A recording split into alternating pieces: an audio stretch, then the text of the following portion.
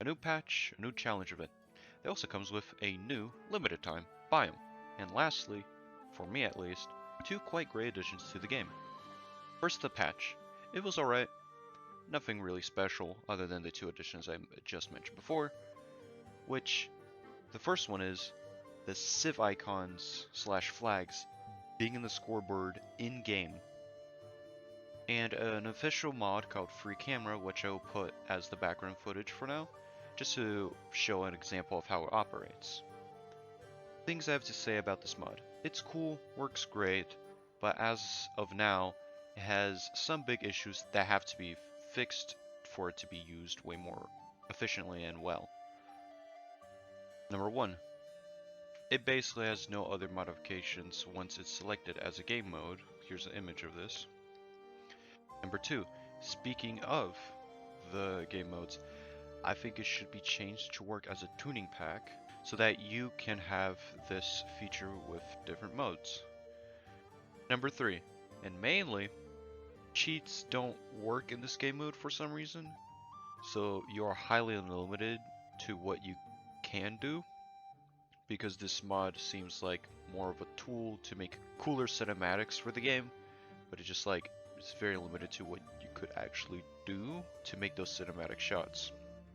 I am glad this is a thing, but currently it's highly limited to the variety of footage someone could record, with basically no modifications available once you select it as a game mode. It's just completely empty, and you can't use cheats to apply some of those modifications. So I hope more stuff gets added to this. But for me, the best addition was the civ flag icons being on the player scoreboards. Like, the devs actually did it. I somehow missed it in the patch notes, but when I first saw it in-game, my jaw was fully dropped. I just stared at the icons right next to the names for a solid minute in pure shock and awe. It was something. I would say I'm pretty happy about this, especially that I did make a whole video about this, which I am 90% sure I did not influence in this becoming a thing. Just look at the views at this video. I doubt this was ever seen by a single dev. Anyway, the winter biome is just pure gorgeousness, yet it is still a great bummer that it and the Halloween biome are limited time, but that also, during this time, they don't even show up in the ranked games.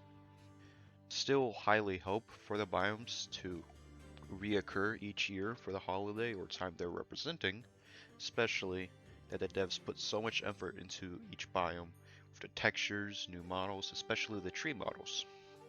Speaking of which, with each new biome we have been getting since Mediterranean and Sahara Desert, we have been always getting new trees that fit the biome, while the old / original biomes that came with the first release of the game basically have the same tree almost no matter which biome it is. A set of like 4 basic trees, which for some of the biomes works, like these examples, while for others it just does not fit at all. Take example for these biomes.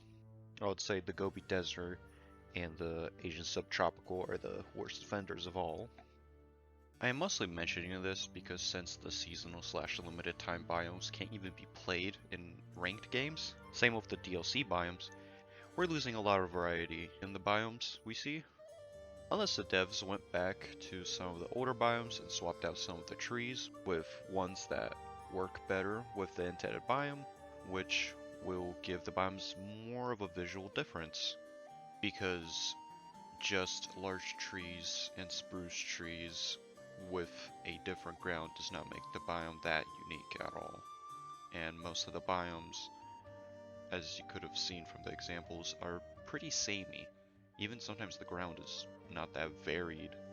You don't even really recognize which biome you're playing on sometimes, which compared to the newer biomes, especially like the DLC ones and these limited time ones, you could see the difference plethora, because the ground is extremely unique and the trees are extremely unique, and there's almost no copy and pastes of certain trees at all in different biomes. Like each of the new biomes has a unique tree that you do not see in any other biome, which I would say should be the case with most biomes.